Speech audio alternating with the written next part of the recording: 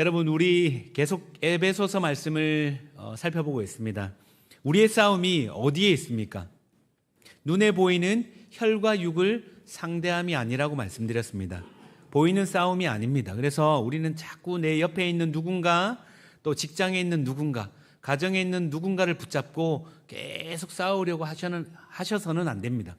왜냐하면 그 너머에 보이지 않는 어둠의 주관자들이 있다는 것입니다. 그러니 자꾸만 싸우려는 마음이 드신다면 피하셔야 합니다. 오히려 사단과 더 적극적으로 싸워야 합니다. 만일 우리가 싸워야 할 사단을 정확히 보지 못하면 사단 대신 우리는 혈과 육을 계속 상대하게 될 것입니다. 그래서 진짜 적을 놓치게 되는 것입니다. 여러분, 스페인에 가면 투 경기가 열립니다. 대한민국에는 잘 없는데 투 경기가 열릴 때 이 황소가 무엇을 보고 달려갑니까? 빨간 이 투사가 빨간 이거 뭐죠? 깃발을 막 흔들 때 그거 보고 달려갑니다.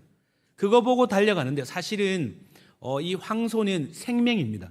빨간 걸 보고 가는 게 아니라 그냥 투사가 흔드니까 그 흔드는 모습에 이 천에 현혹되어서 막 달려가다가 자기 죽는 줄도 모르고 달려가는 것입니다. 여러분, 이 소는 누구를 봐야 됩니까? 투사를 봐야 됩니다.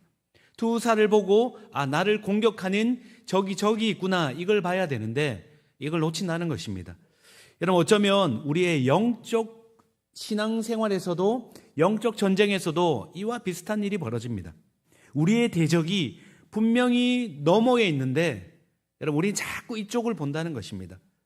감사하게도 에베소서 말씀을 진행하는 가운데 여러 성도님들이 이 말씀 가운데 혈과 육과 이게 싸울 기회가 되었는데 이 말씀을 붙잡고 내가 분별해야 되겠다. 그래서 혈과 육이 아니라 오히려 사랑하고 섬겼더니 놀라운 주의 평안과 은혜가 임했다는 것을 간증해 주신 적이 있습니다. 여러분, 계속 우리는 훈련하셔야 됩니다. 깜빡 자칫하면 이걸 놓치게 됩니다. 여러분, 우리는 대적이 누구인지를 인식해야 합니다. 한번 일상을 한번 곰곰이 한번 들여다보십시오. 여러 상황 가운데 사람을 만나는데 자꾸 어떤 사람이 자꾸 마음에 밟힙니다. 어떤 상황이 계속 마음에 남겨집니다. 떠나지를 않는 겁니다.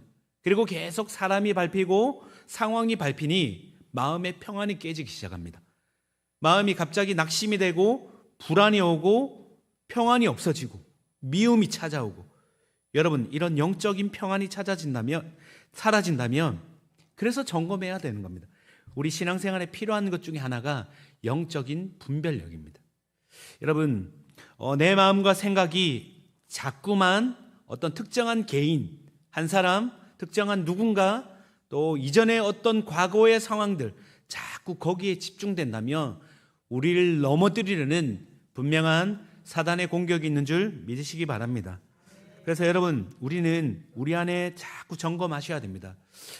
상황이 벌어졌을 때 평안이 깨어진다면, 낙심이 된다면, 두려움이 찾아온다면 반드시 점검하셔야 됩니다. 그냥 두시면 안 됩니다. 이런 상황을 통해 우리의 마음과 생각을 끌고 가려는 세력이 분명히 있습니다. 할 수 있거든 믿음의 자리에서 이탈하게 만들려고 합니다. 혼자 빠지는 게 아니라 옆에 누군가도 함께 끌고 이탈하게 만든다는 것입니다. 여러분, 죄책감을 주고 정죄감을 주고 수치심을 통해, 미움을 통해, 분열을 통해 여러분, 사람과 멀어지는데 어느 순간 하나님과도 멀어져 있는 나를 발견하게 된다는 것입니다. 여러분, 그러니 마귀는 끊임없이 쉬지도 졸지도 않고 우리를 공격하며 넘어지게 만듭니다. 틈을 노립니다. 그래서 경각심을 갖는 게 너무너무 중요합니다. 마귀는 두려워할 대상이 아니라 대적해야 됨을 잊지 마시기 바랍니다. 여러분, 보이지 않는 대적을 상대하기 위해 우리는 하나님의 전신갑주로 무장해야 됩니다.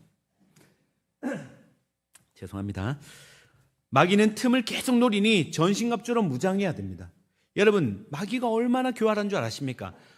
은혜 받는 집회 기간에 일주일 동안 집회라면 6일 동안은 그대로 놔둡니다. 그러다가 마지막 7일 차에 우리가 잠깐 끝났구나 마음을 놓는 순간 그 틈을 타서 공격하는 것입니다. 선교를 가도 마찬가지입니다. 주의 일을 할 때도 마찬가지입니다. 분명히 주의 일을 하고 선교를 갔는데 잘 되는 것 같은데 선교 마지막 돌아오는 날 공항에서 사소한 걸로 다툼을 갖게 만듭니다. 그리고 돌아올 때는 마치 원수처럼 다시는 안 볼 것처럼 하는 여러 팀을, 우리 평안교회 말고 다른 교회에서 여러 팀을 제가 만났습니다. 실제 사건입니다. 또 이전에 섬기던 교회에 전설같이 내려오는 이야기가 있습니다. 은혜는 본당에 있는 게 아니라 주차장에 가장 많이 은혜가 떨어져 있다. 예배를 다 드리고 난 뒤에 차를 타고 주차장에서 빠져나가는데 그쪽에 사소한 일로 은혜를 다 쏟고 내려가는 겁니다. 무엇입니까? 사단이 틈을 노린다는 것입니다. 그러니 은혜 받는 일에는 반드시 우리 마음을 진리의 허리띠로 그리고 이 호심경으로 평안의 복음의 신으로 단단히 무장해야 된다는 것이죠. 여러분, 하나님의 전신갑주로 무장해야 됩니다. 여러분, 그렇다면 하나님의 전신갑주 6가지는 무엇입니까? 6가지. 드디어 또 때가 됐습니다. 자, 준비하시죠. 네, 하나님의 전신갑주 6가지. 준비, 시작. 구원의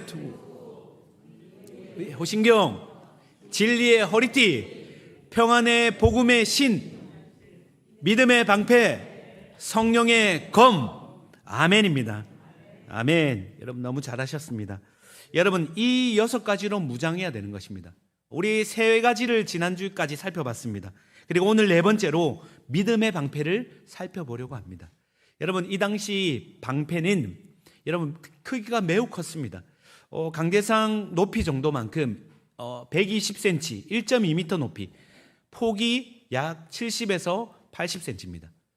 여러분, 이 정도면 무릎을 굽히고 몸을 숙이면 전신을 보호할 수 있습니다. 그런데 한번 잘 보십시오. 모든 것 위에 믿음의 방패를 더하라고 했습니다. 모든 것은 이전에 3가지입니다. 그 위에 믿음의 방패를 더하라고 했습니다. 왜요?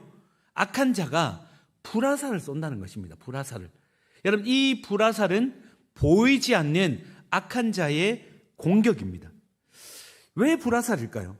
여러분, 칼과 창은 근접전입니다. 정체가 보이지 않습니까? 그런데 화살은 다릅니다. 화살은 장거리용입니다. 정체를 딱 감추고도 얼마든지 공격할 수 있습니다. 그래서 광명의 천사로 가장하고 마치 우리에게 무언가 해줄 것처럼 접근해서 불화살을 계속 날린다는 것입니다. 숨어서 공격할 수 있습니다. 여러분, 요한복음 14장 2절에 보시면 마귀의 공격이 있습니다. 시몬의 아들 가룟 유다의 마음에 예수를 팔려는 생각을 넣었더라. 여러분, 사단의 능력은 우리의 생각 안에 악한 생각을 집어넣는 능력이 있습니다. 그런데 우리가 분별이 없으면 내 생각인 줄 알고 내가 한 마음인 줄 알고 착각하게 된다는 것입니다. 그러니 그 생각이 이끄는 대로, 마음이 이끄는 대로 그대로 따라가게 됩니다. 여러분, 여기에 우리가 굉장히 민감하게 반응해야 될 이유가 여기에 있는 것입니다. 내 생각인지 사단의 생각인지 자칫하면 구분이 안 간다는 것이죠. 예전에 한 청년이 완전 초신자입니다. 그런데 교회로 이제 전도되어 들어왔습니다. 이 친구가 모임을 하기만 하면 반복해서 하는 얘기가 있습니다. 모임만 하면 하나님 어디 계신지 모르겠다. 하나님 눈에 계시면 내 눈에 보여달라. 모임이 안 되는 겁니다. 계속 얘기하는 겁니다. 그런데 참 놀랍게도 믿음은 어디에서 납니까? 들음에서 나지 않습니까? 하나님의 말씀에서. 말씀을 듣는 가운데 계속 이 친구는 계속 그런 생각, 그런 마음이 들었기 때문에 만날 때마다 하나님 어디 계시냐? 하나님 보여달라. 딴지를 걸지 않았겠습니까? 그런데 말씀을 듣는 가운데, 들은 가운데 딱 깨달아지. 내가 왜 이런 생각하지? 왜 자꾸 이런 말을 하지? 왜 자꾸 내가 내 의도와 다르게, 본인 그렇게 하고 싶지 않았다고 합니다. 자꾸 생각과 마음이 드는데 하다 보니 듣는 가운데 이게 뭔가 있구나. 이게 아니구나. 그러다가 한 말씀이 불쑥 들어왔습니다. 민수기 14장 28절입니다. 너희 말이 내 귀에 들린 대로 내가 너희에게 행하리라. 하나님의 말씀이 쑥 들어온 겁니다. 그러니 내가 뭔가 잘못했구나. 이게 아니구나. 그러면서 하나님 어디 계신지 보여봐라. 하나님 어디 계시나 해서 들린다고 했으니 말을 바꾼 겁니다. 하나님 만나고 싶습니다. 예수님 십자가 만나고 싶습니다. 예수님 만나고 싶습니다 했는데 만났을까요? 안 만났을까요? 놀랍게도 그 고백대로 들으시고 역사하시고 지금 귀한 사역자가 되었더라. 네, 이렇게 되었습니다. 귀하게 주님이 쓰고 계십니다. 여러분, 사단은 끊임없이 우리도 모르게 우리의 생각과 마음을 주장합니다. 낙심시킵니다. 불안하게 만듭니다. 두렵게 만듭니다. 계속 이 땅에 매여서 질질질질 끌려가게 만듭니다. 여러분, 그냥 두면 그대로 끌려가게 됩니다. 여러분, 그러니 무장하라는 것입니다. 여러분, 우리는 생각 관리, 마음 관리가 중요합니다. 뭐든 지킬 만한 것보다 더욱 내 마음을 지키라. 사단은 우리의 마음을 타고 들어옵니다. 생각을 타고 들어옵니다. 그래서 잘 무장하셔야 됩니다. 여러분, 사단의 불화살 앞에 무방비로 노출되면 안 됩니다. 믿음의 방패를 들어야 합니다. 믿음이 성도의 방패라는 것입니다. 자, 그런데 우리가 오해하면 안 되는 게 있습니다. 여러분, 믿음의 방패라고 하니 자꾸 내 믿음을 강화시키고 내 믿음을 크게 하는, 여러분, 자칫 이런 걸로 오해할 수 있습니다. 여러분, 믿음에는 가장 중요한 핵심적인 원리가 있습니다. 딱 기초가 있습니다. 여러분, 믿음은 신앙에서 가장 중요한데 믿음의 기초가 무엇이냐? 여러분, 우리가 믿음 이야기할 때 어떻게 이야기합니까? 서로에게. 믿음을 우리는 자칫 상대적으로 생각할 때가 많습니다. 신앙생활 한 지 얼마 안 된 분은 스스로 초보 신자라 여기니 나는 아직 믿음이 없어. 믿음이 약해. 믿음이 없는 것 같아. 또 혹시나 여러분, 그냥 주일만 왔다가 그냥 가시는 그런 분들 중에도 성경을 잘 모르고 기도를 잘 못한다는 이유로 나는 믿음이 어려. 믿음의 신앙의 연수는 길어지지만 여전히 나는 믿음이 약해. 믿음의 크기를 자꾸 이야기할 때가 있다는 것입니다. 여러분, 그럴 수 있습니다. 그런데 믿음에서 가장 중요한 핵심적인 그 베이스 안에는 여러분 중요한 게 있습니다. 성경은 우리의 믿음에 대해서 이야기할 때 우리의 믿음의 크기를 이야기하기 전에 이것을 먼저 이야기합니다. 믿음의 크기가 중요한 것보다 더 중요한 게 있습니다. 여러분, D.A. 카슨이라는 신학자가 이런 예를 들었습니다. 출애굽 당시 이제 하나님께서 애굽을 심판하십니다. 마지막 재앙으로. 그때 이스라엘 백성들에게 문설주에 어린 양의 보혈, 어린 양의 피를 딱 바르면 어떻게 합니까? 재앙이 넘어간다고 그렇게 했습니다. 그래서 모든 이스라엘 백성들이 이제 문설주에 어린 양을 잡아서 이제 양의 피를 바르기 시작합니다. 자, 근데 그때 2명의 이스라엘 백성들이 있다고 가정하겠습니다.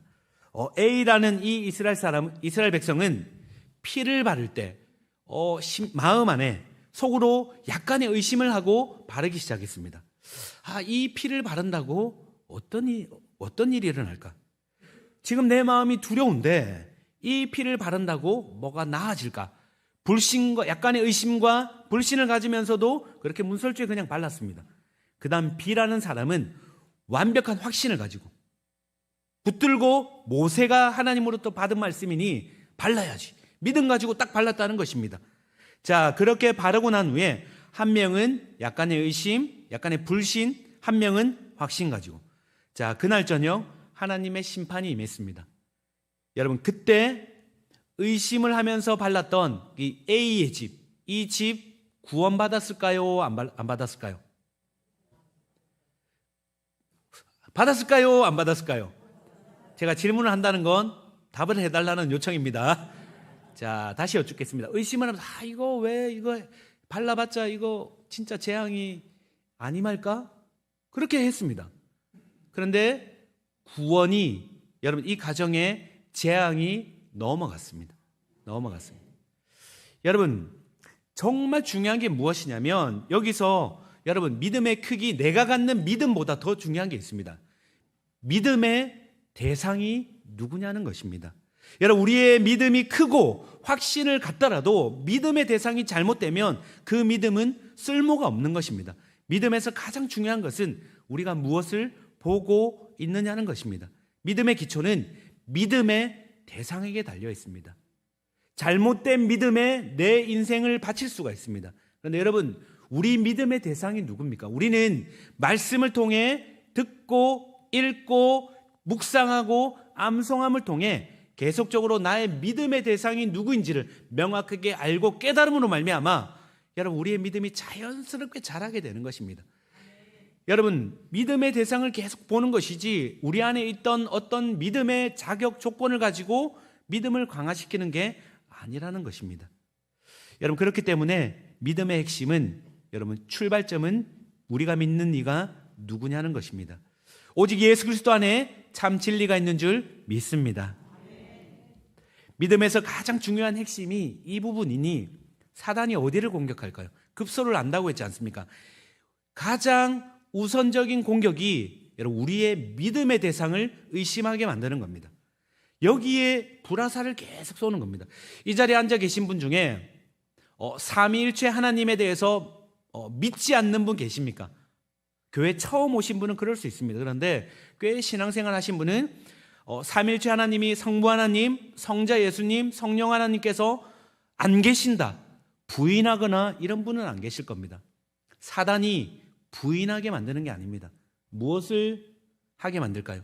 의심하게 만듭니다. 불화살을 통해 의심하게 만들고 오해하게 만들고 하나님의 사랑을 자꾸 흐려지게 만든다는 겁니다. 여러분, 고난이 올 때, 어려움이 올 때 특히 조심하셔야 됩니다. 고난이 오고 어려움이 올 때, 여러분, 삶이 버거울 때, 여러 가지 문제가 오면 이때 불화살이 날라옵니다. 의심하게 만듭니다. 하나님 너 사랑한다면서, 하나님이 너 지켜주신다면서, 근데 네 지금 상황을 봐라. 하나님 사랑하시는 게 맞느냐? 하나님 어디 계신지 보여달라고 해라. 너 상황에서 하나님이 역사하는 걸 보여달라고 기도해라. 아무리 기도해도 응답 없지. 그렇지. 계속 의심을 집어넣기 시작합니다. 여러분, 그러면 어떻습니까?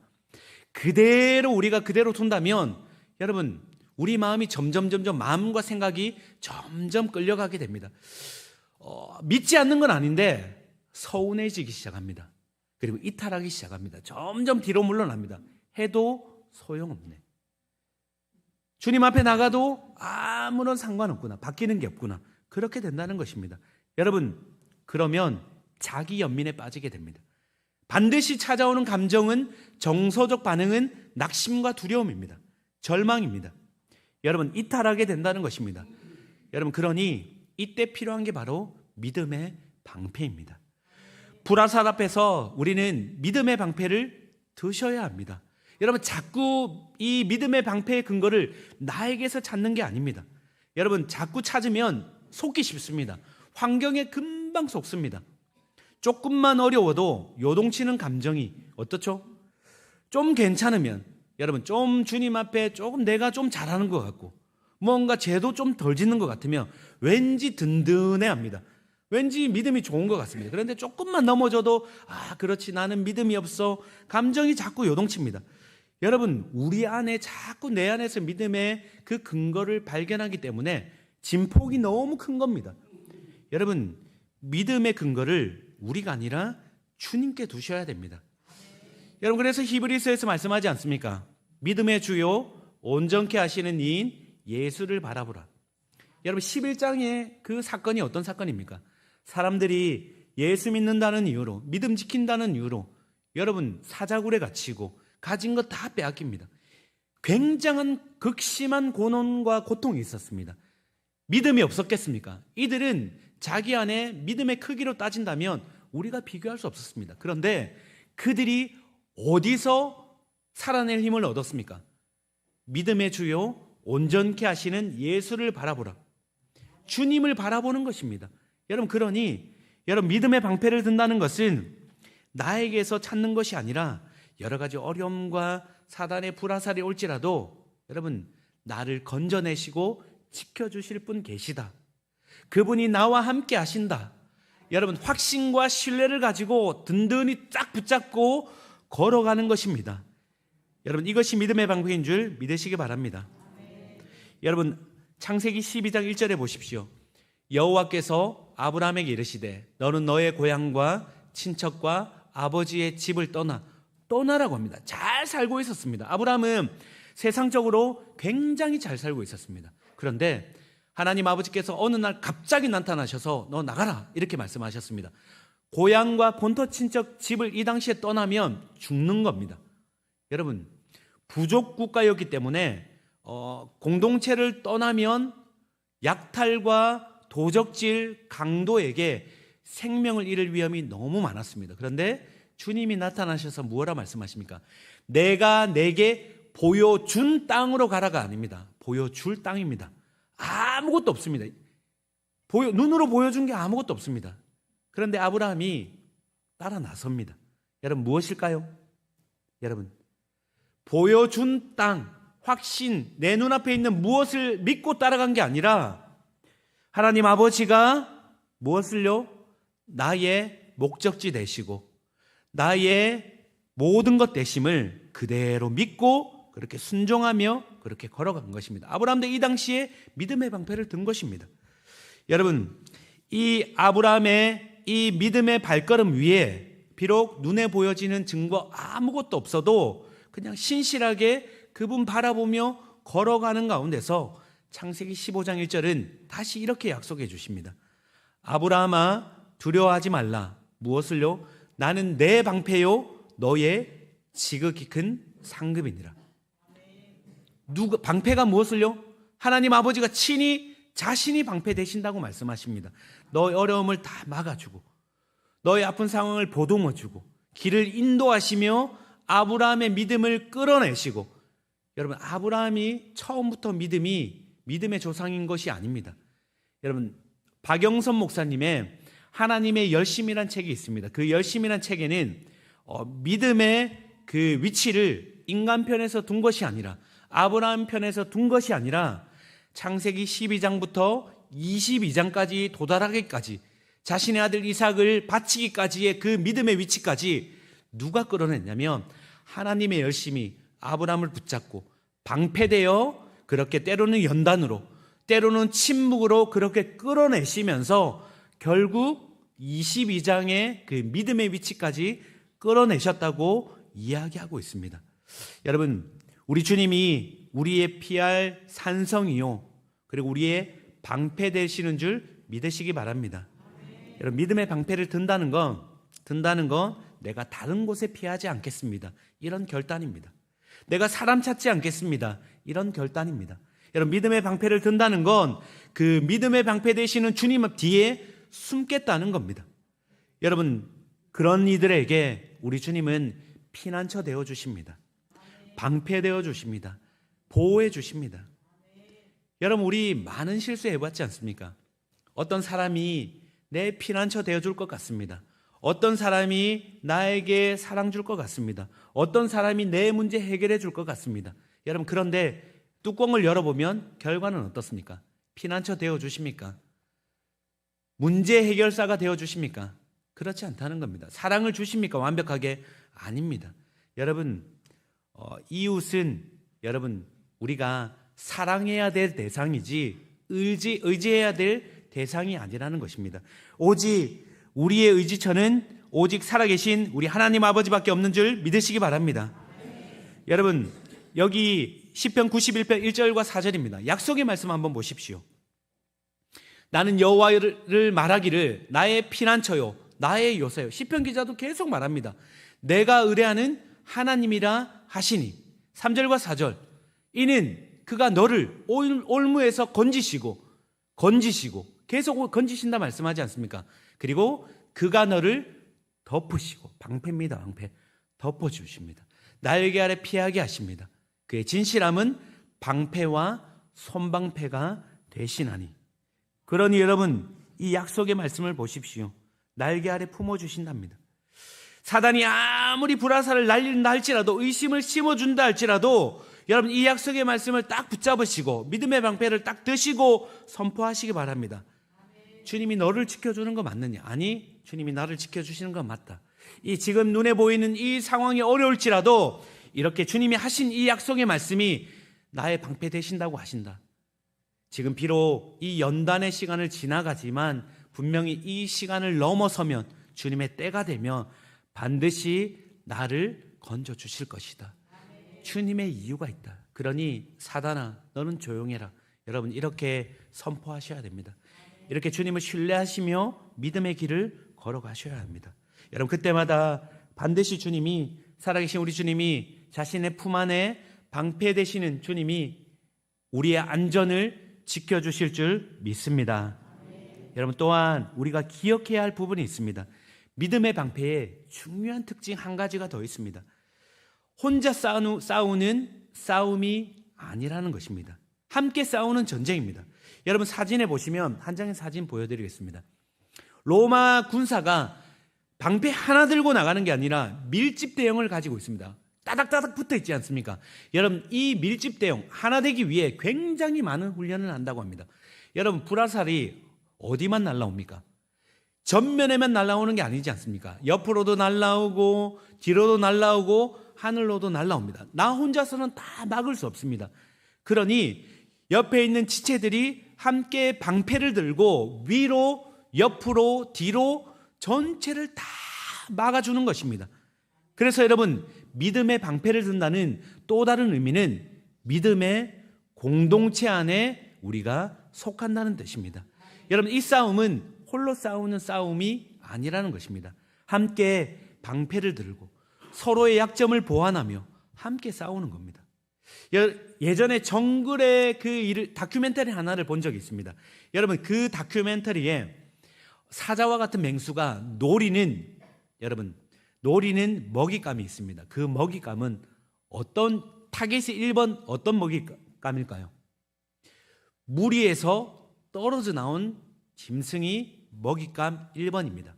아무리 약한 짐승이라도 몰려있으면 여러분 사자가 와도 서로 연합하니 이 사자를 물리칩니다. 그런데 연합할 때 어떤 이유에선지 이 무리에서 이탈한 이 먹이를 사자는 딱 기다렸다가 노려서 딱 낚아채서 먹이로 삼는다는 것입니다. 여러분 사단의 전략이 이와 너무 비슷합니다. 공동체에서 떨어져 있는 그 성도를 사단은 노립니다. 왜요? 약점을 알기 때문입니다. 여러분 믿음의 방패를 딱 혼자 들어도 좌우측이 위가 비어 있습니다. 성도 여러분, 믿음의 방패는 서로 맞대어 붙을 때 더욱더 강해질 수 있습니다. 여러분 내가 지쳐있을 때 여러분 옆 사람이 대신 믿음의 방패를 들어주는 곳이 바로 교회입니다. 누군가 낙심했을 때 여러분 어떻습니까? 누군가 낙심했을 때 믿음의 방패를 들 힘조차 없을 때 여러분 내 앞에 누군가가 믿음의 방패를 대신 들어줍니다. 그리고 여러분 그 날아오는 불화살을 대신 맞아주는 것입니다. 막아주는 것입니다. 여러분 저는 우리 셀 공동체가 그런 곳인 줄 믿습니다. 내 믿음이 약해져 있고 내가 연약해져 있을 때 어려운 일을 당할 때 여러분 어떻게 합니까? 옆에 있는 지체가 여러분 대신 믿음의 방패를 들어주고 내가 기도해 줄게. 그리고 셀 공동체 안에 기도 제목을 공유하고 함께 기도해 주면서 그 넘어져 있는 지체를 일으키기 위해 여러분 함께 힘을 몰아주고 있습니다. 힘을 쏟아주고 그리고 믿음의 방패를 주며 옆에 붙들어주며 보호해 준다는 것입니다. 여러분 믿음의 방패는 함께 드셔야 됩니다. 혼자 드시면 안 됩니다. 여러분 혹시나 아직 셀 공동체 안에 아직 소속되어 있지 않는 분이 계시다면 특별히 기도하시면서 꼭 셀 공동체 안에 소속되어 주시기를 부탁드리겠습니다. 그건 교회의 유익도 아닙니다.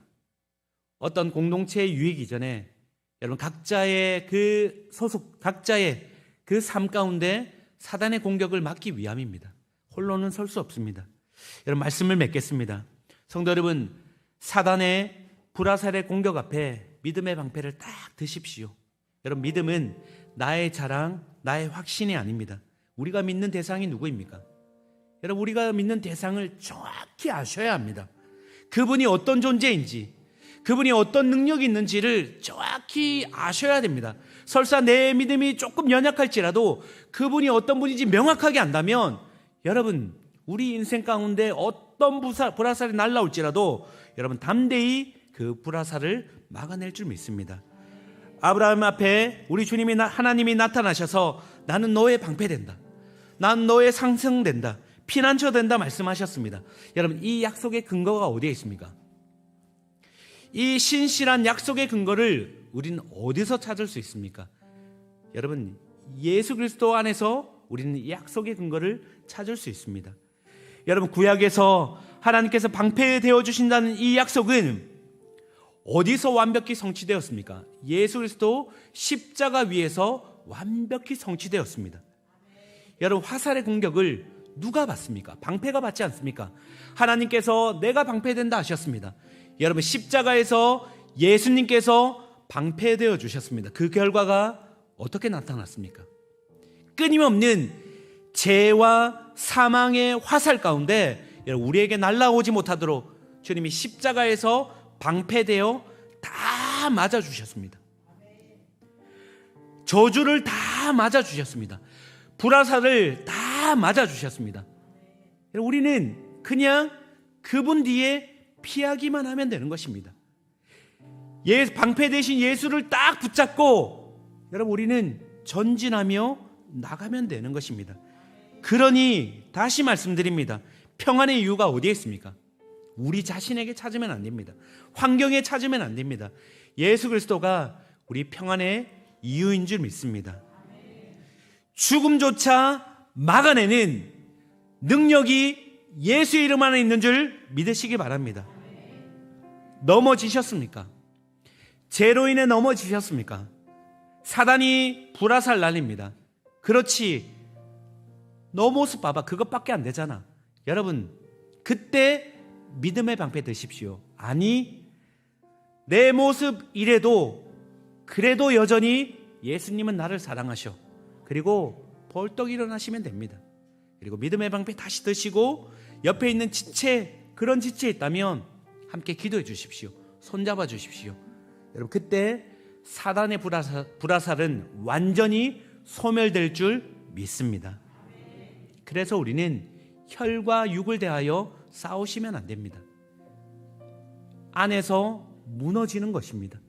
여러분, 옆에 지체 중에 누구에게 말씀드릴 수는 없지만 성도님들의 소식이 들려오면 참 아픈 소식들이 많이 들립니다.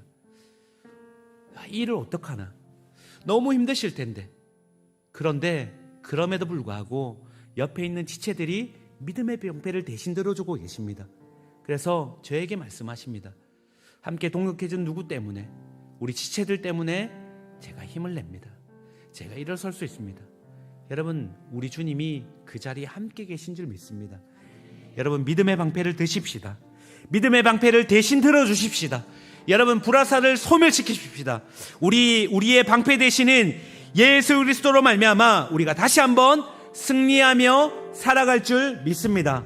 이제는 우리 주 예수 그리스도의 은혜와 하나님 아버지의 무한하신 사랑과 성령의 교통교제 충만하심이 우리의 평생에 하나님의 전신갑주로 무장하고 믿음의 방패를 들고 예수 그리스도의 그 은혜로 말미암아 이 땅을 살아가며 승리하며 살아가길 소원하는 사단의 불화살을 소멸하며 날마다 주 안에서 담대하게 믿음의 길 걸어가길 소원하는 이 자리에 있는 모든 이들의 머리 위에 이제로부터 영원토록 함께 있을지어다.